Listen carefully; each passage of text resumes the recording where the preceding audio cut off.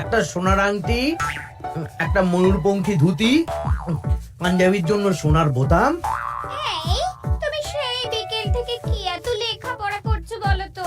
চিঠি লিখছি। তা কাকে চিঠি লিখছো শুনি শুনি? আমার শাশুড়ি মাকে লিখছি গো গিন্নি। আমার মাকে? হঠাৎ চিঠি লিখছো কেন? এক সপ্তাহ পরেই তো জামাই ষষ্ঠী, তাই মন্ত্রীমশাই সব আবদারগুলো একে একে লিখে ফেলেছেন। তুমি আমার মায়ের কাছে আবার কি আবদার করছো বলো তো? বেশি কিছু না, ওই আমাকে চিঠি পাঠিয়ে নিমন্ত্রণ করতে হবে, তারপর সাদা ঘোড়ায় করে নিয়ে যেতে হবে আমাকে, 3 দিন আদর যত্ন করে খাওয়াতে হবে, সোনার আংটি, ময়ূরপঙ্খী ধুতি, সোনার বোতাম, গলার হার, এই সব উপহার দিতে হবে। তুমি কি পাগল হয়ে গেছো? আমার মায়ের কাছে এত কিছু হ্যাংলার মতন চাইছো কেন? দেখো গিন্নি, আমি তো কৃষ্ণনগরের মন্ত্রী, আমার তো একটা আভিজাত্য আছে।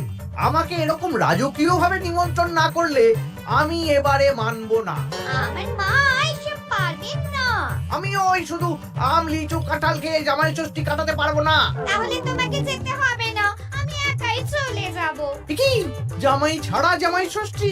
হ্যাঁ হ্যাঁ, আমি আগামীকাল সকালেই চলে যাব। এই পোড়া কপালের সংসারে যত কম থাকা যায় ততই ভালো।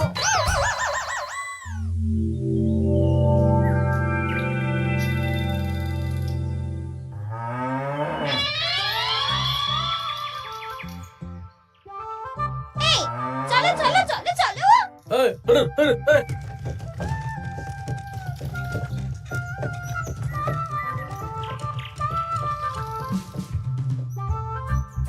এটা আমার সাথে কি হলো রে বটা ঘটা? লোভে পাপ আর পাপে চাপ হয়ে গেল।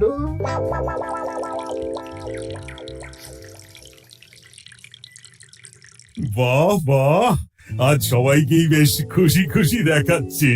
সামনেই তো সবাই শ্বশুর বাড়ি খেতে যাবে, তাই মুখে এত হাসি খুশি ভাব মহারাজ। হ্যাঁ, পরের সপ্তাহেই তো জামাই ষষ্ঠী। তা মন্ত্রী, তোমার কি খবর? আমারও ভালোই খবর। তুমি এত চুপচাপ কেন? আমার জন্য তো আমার শাশুড়ি মা এলাহি আয়োজন করেন, এবারেও নিশ্চয়ই করছেন। কিন্তু গিন্নিমাকে যে দেখলাম আজকেই আপনার শ্বশুর বাড়ি চলে গেলেন, মুখটাও কেমন ভার ভার ছিল। আপনার সাথে ঝগড়া হয়েছে নাকি? এই না না, ঝগড়া কেন করতে যাব? আমি তো গিন্নির সাথে মিষ্টি সুরে কথা বলি। তা গোপাল, তোমার কি খবর? আমার আর কি মহারাজ, এখন তো আর আমি জামাই ষষ্ঠী যাই না। আমাদের নিজেদের মেয়ে জামাই আছে, তাদের নিয়েই ব্যস্ত থাকি। ও, তাই এবারে তারা আসছে তো? হ্যাঁ, আমার গিন্নি তো তাদের জন্য অনেক ভাবনা চিন্তা করে রেখেছে।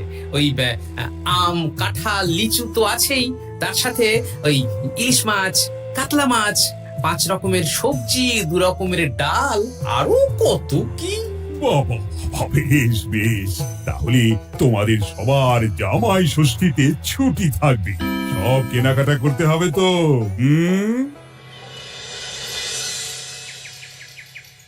মাথাটা খারাপ হয়ে যাচ্ছে রে, সবাই চব্য খাবে। মন্ত্রীমশাই, এই তো সুযোগ। কিসের সুযোগ?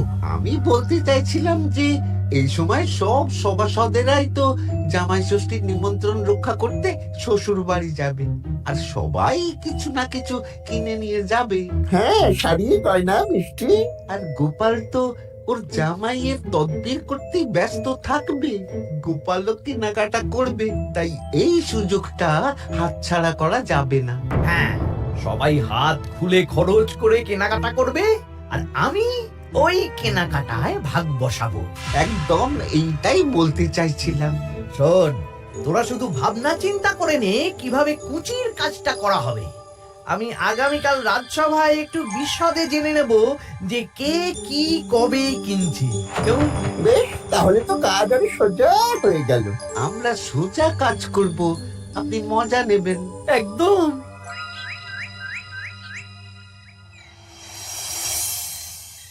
এই, কি বলছি শোনো না। মুখ চলছে, কান খোলা, বলে ফেলো।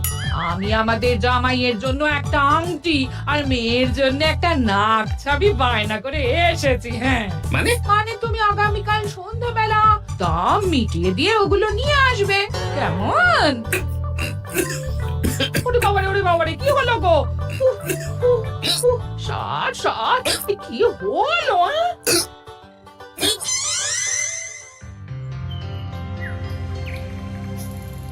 তোমার মুখ ওরকম বাংলার পাঁচের মতো হয়ে আছে কেন? আর বলবেন না মহারাজ, গিন্নি আমাদের মেয়ে জামাইয়ের জন্য একটা আংটি আর একটা নাক ছাবি বায়না করে এসেছে। আজ সন্ধেবেলা আবার সেগুলো নিয়ে আসতে হবে। গোপাল তাই খরচের ভয়ে পাগল হয়ে যাচ্ছে। তা বাকিদের কেনাকাটা কত দূর? আমি ভাবছি ওই আগামীকাল দুপুরেই সব কেনাকাটা করে নেব। শ্বশুর মশাইয়ের জন্য ধুতি, শাশুড়ি মায়ের জন্য ভালো শাড়ি, হ্যাঁ, আর তারপর ওই ফল মিষ্টি আরো অনেক কিছু, হ্যাঁ, সব কিনতে হবে। আমি তো ভাবছি আজকেই কিনে রাখবো, সন্ধেবেলা একটু যাওয়ার আছে। আমি তো বিয়ে করিনি, তাই আমার জামাই ষষ্ঠী নেই। আমি তাই হাত গুটিয়ে বসে থাকবো। আর বাকিদের? আমার মহারাজ, বুঝে গেছি, তোমরা এখন থেকেই ব্যস্ত হয়ে পড়েছ। ঠিক আছে, তাহলে আমি এখনই ছুটি ঘোষণা করলাম।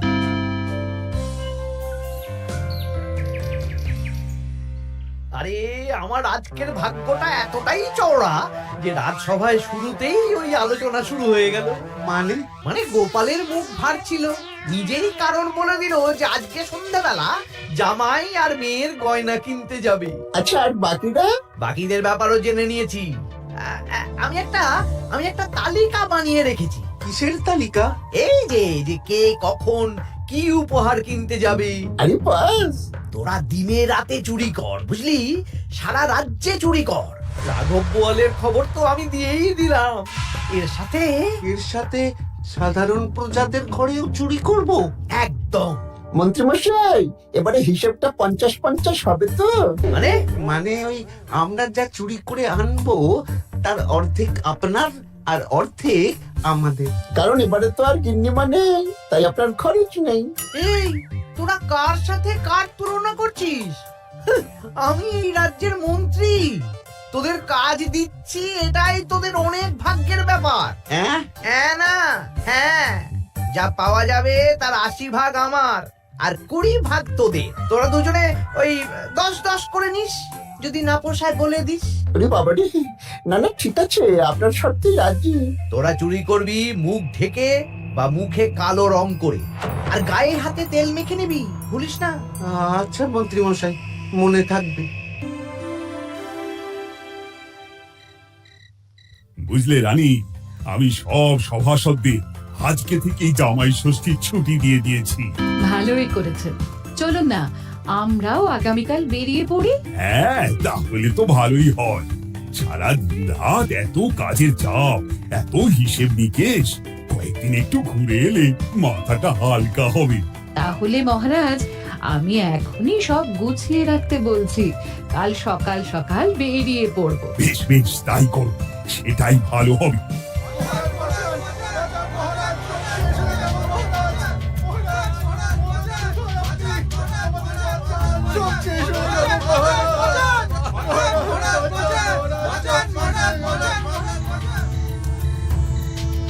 আমি তো আমার শ্বশুরের জন্য একটা পাঞ্জাবি কিনে এনেছিলাম, জানলা দিয়ে চোর শিখ বাড়িয়ে ওই নতুন পাঞ্জাবি চুরি করে নিয়ে পালিয়েছে। আমিও একটু আগে ওই দুটো থলে নিয়ে কেনাকাটা করে ফিরছিলাম, তারপর দেখি দুদিক থেকে দুটো কালো মতন মুখের লোক এলো আর ছো করে আমার হাত থেকে দুটো থলে নিয়ে পালালো। ছি ছি সেনাপতি, তুমি না আমাদের রাজ্যের সেনাপতি, আর তোমার হাত থেকে চুরি হয়ে গেল? দুটো চোরকে ধরতে পারলে না? অনেকক্ষণ ছুটে একটা চোরকে ধরে ফেলেছিলাম মহারাজ, কিন্তু ওর হাতে এত তেল মাখানো ছিল যে যেই হাতটা ধরি অমনি পিছলে পালিয়ে যায়। মহারাজ, আমার তো বাড়ি থেকে দুটো পাতা কাঁঠাল নিয়ে পালিয়েছে, সাথে একটা রূপোর বাটি। ভেবেছিলাম এই বছর জামাইকে রূপোর বাটিতে পায়েস খাওয়াবো, কিন্তু সর্বনাশ হয়ে গেল। বলো কি? আমি তো ভাবছিলাম কালকেই নিজের শ্বশুর বাড়ি চলে যাব, কিন্তু এই পরিস্থিতিতে কি করে আর যাব বলো তো? শোনো সেনাপতি, সবাইকে বলে দেবে আগামীকাল রাজসভায় আসতে, আর রাজ্যে সুরক্ষার ব্যবস্থাও বাড়িয়ে দাও। আচ্ছা মহারাজ। বলি, দামটা আর একটু কমাও না। না না না, এর চেয়ে কমে দিতে পারবো না। তুমি যা বলছো তাতে শুধু আংটি হবে, কিন্তু নাক ছাবি হবে না। আরে বাবা, আমার এখন হাতটান অবস্থা, তুমি বোঝার চেষ্টা করো। এক কাজ করো, আমাকে আমাকে তুমি ধারে দিয়ে দাও। আমার কাছে গয়না কেনার একটাই মূল মন্ত্র, আজ নগদ কাল ধার। হয় নগদ দাও, নইলে খালি হাতে যেতে হবে। বেশ, আমি তাহলে কালকেই আসবো, ধারে নিয়ে যাব। হ্যাঁ, বাবা রে বাবা, কি শেয়ানা বুদ্ধি! উফ!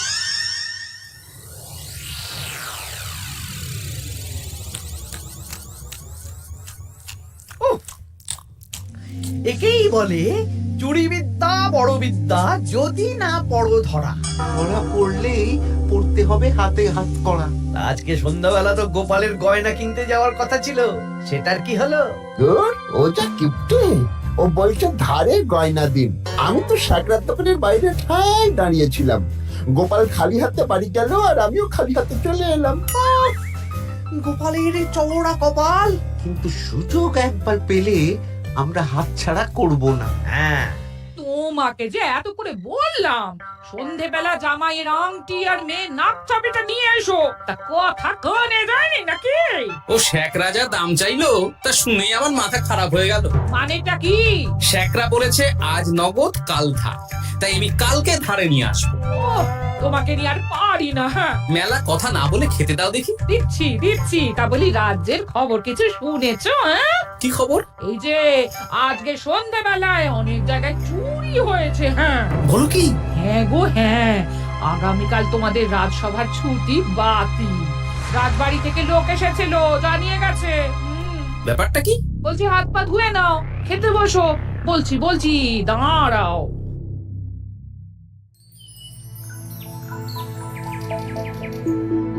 রাজ্যে এতগুলো লোকের বাড়ি থেকে চুরি হয়ে গেল। ভগবানের অশেষ করুণা মহারাজ, আমার বাড়ি থেকে এখনো চুরি হয়নি। হয়নি তো কি হয়েছে, হবে। তোমার বাড়িতেও চুরি হবে। বাবা, মন্ত্রী মশাই, আপনি কি আগে থেকেই জানেন নাকি যে আমার বাড়িতেও চুরি হবে? তা চোর কি আপনার মাস্তুতো ভাই নাকি? কি মন্ত্রী, তুমি কি চোরকে চেনো? সত্যি মন্ত্রী মশাই, আপনি চেনেন? চেনেন? না মানে এই চিনি না, আসলে ইয়ে করলাম, মানে আন্দাজ করলাম।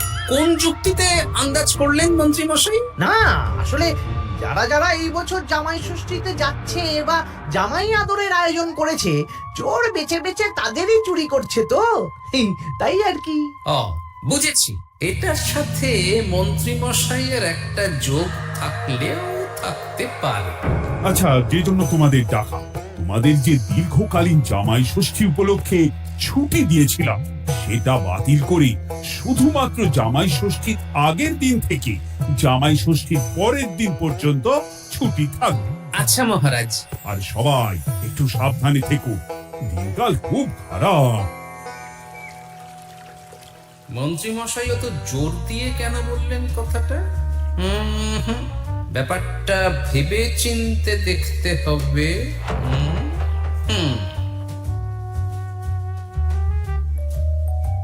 এই তো পুটি, এই পুটি, শোন। বলো। বলছি, তুই বাড়ি যাচ্ছিস তো? হ্যাঁ গো দাদু। শোন না, তোর বাবাকে একবার দুপুরবেলা আমার সাথে দেখা করতে বলিস তো। আচ্ছা দাদু, ঠিক আছে, আমি বলে দেব। বেশ, এই তাড়াতাড়ি আসতে বলিস, কিন্তু বেশি দেরি যেন না করে। ঠিক আছে গো দাদু, বলে দেব।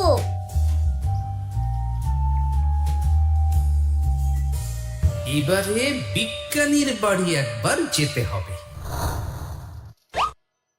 এটাই কাজ হবে তো বিজ্ঞানী? আলবাত হবে।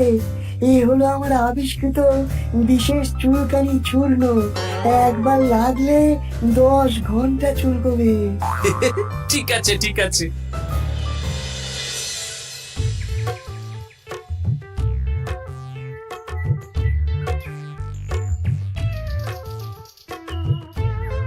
ও গোপাল দাদা, তুমি আমাকে ডেকেছো? হ্যাঁ, শোনো পুটির বাবা, তোমাকে একটা কাজ করতে হবে। বলো কি কাজ? তুমি আজ বিকেলে আমাকে একটা বড় ঝুড়িতে সবজি দেবে। শুধু সবজি না, সবজির সাথে ওই ফল মূল মাছ সবকিছু টাটকা না হলেও চলবে। সেটা আবার কেন? সে পরে বলবো। আচ্ছা গোপাল দাদা।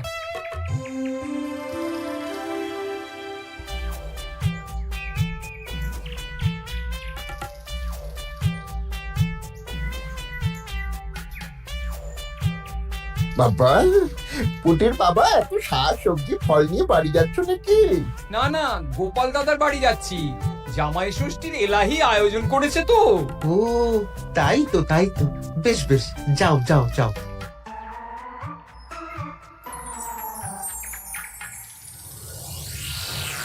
বলিস কি রে? হ্যাঁ, নিজের চোখে আমরা দেখে এলাম। যে পরিমাণ শাক সবজি ফল আছে সেই সব দিয়ে আপনার ওই 1 সপ্তাহ চলে যাবে। তাহলে এই সুযোগ হাতছাড়া করা যাবে না। আজকে ওঁত পেতে থাকবি, কোন রকম সুযোগ পেলেই নিয়ে আসবি। আচ্ছা মন্ত্রী মশাই। এই এসব তুমি কি মেশাচ্ছ ঝুড়িতে? হ্যাঁ, চুপ, এটা চোরের দাওয়াই। এখন এই ঝুড়ি এখানেই থাকবে। যদি মন্ত্রীর কথা মতন চোর বাবাজি নিলেই ফাঁসবে। যাও যাও, আমার জন্য একটু মুড়ি বাদাম নিয়ে এসো, যাও।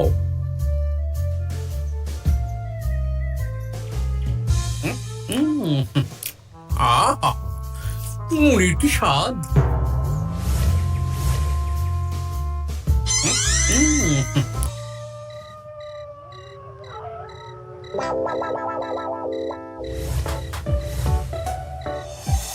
এই কটা সবজি ফলগুলো আমাদের জন্য অপেক্ষা করছে। দেখ দেখ।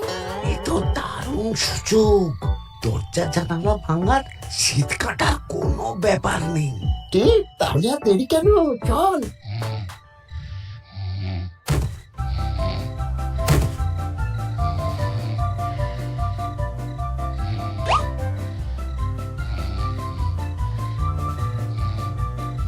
ওরে বাবা রে, কি চুল করছে রে? ওরে বাবা রে, আমারও হাত চুল করছে। ওরে বাবা রে, চুল করছে তো। ওরে বাবা রে। এই কিরে, এই সেরেছে, গোপাল চলে এসেছে। আর পালানোর পথ নেই। এবার আমরা কোথায় যাব? কোথাও যেতে পারবি না। সারা রাত এই উঠোনেই গোল গোল করে ঘুরতে থাক।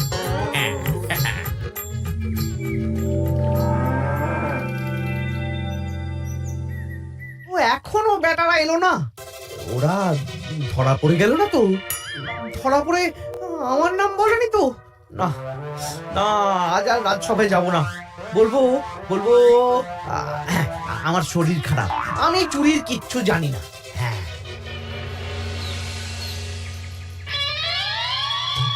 শুধু মন্ত্রী আসেন। মন্ত্রীমশাই ভয়ে আসেননি মহারাজ। মানে? মানে মন্ত্রীমশাইয়ের 2 বিষাক্ত হাত ধরা পড়ে গেছে।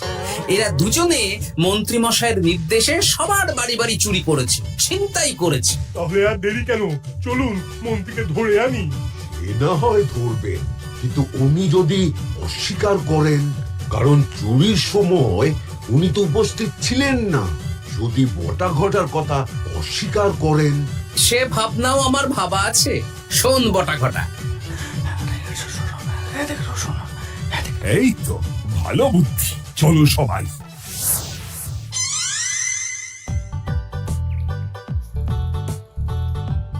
ও মন্ত্রী মশাই।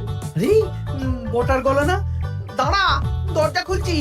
না না, খবরদার না, এখন দরজা খুলবেন না। আরে কেন? দরজা খুললে কি হবে? বলছি তো খুলবেন না, আমরা এখান থেকেই কথা বলবো। তোদের চিন্তায় আমি পাগল হয়ে যাচ্ছিলাম। তোদের যে গতকাল সন্ধ্যাবেলা গোপালের বাড়িতে চুরি করতে পাঠালাম, সেটার কি হলো? সেটা আমি পরে বলবো। আগে বলুন, আপনি আজ রাজসভায় যাননি কেন? আরে ভয়ে ভয়ে, আমি ভাবলাম তোরা ধরা পড়ে গেছিস।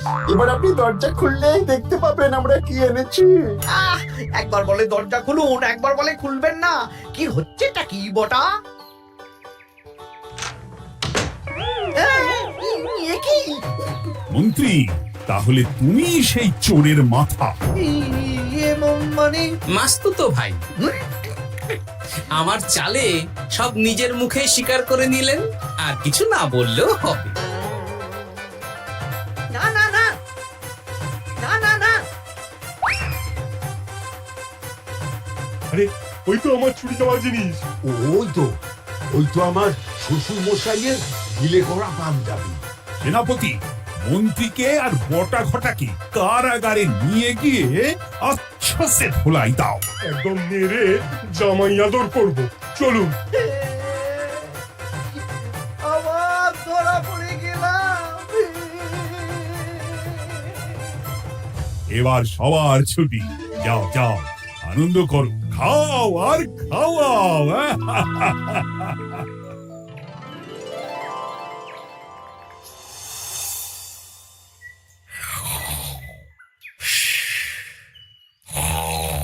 কি গো, বলি বেলা তো অনেক হলো, উঠবে তো নাকি? কাল সারা রাত যে ধকল গেছে, তাই একটু বেশি ঘুমিয়ে পড়েছিলাম। বলি ধকল আবার কি? দিব্যি তো ঘুমাচ্ছিলে। সেটা তুমি বুঝলে তো হয়েই যেত গিন্নি। আসলে সামনেই তো জামাই ষষ্ঠী, তার উপর তুমি যা আয়োজন করেছো সেটার ধকলেই স্বপ্ন দেখছিলাম আর কি।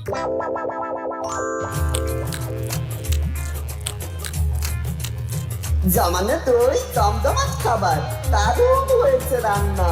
জমজমাট জামাই ষষ্ঠী, শুরু হবে আমার কান্না।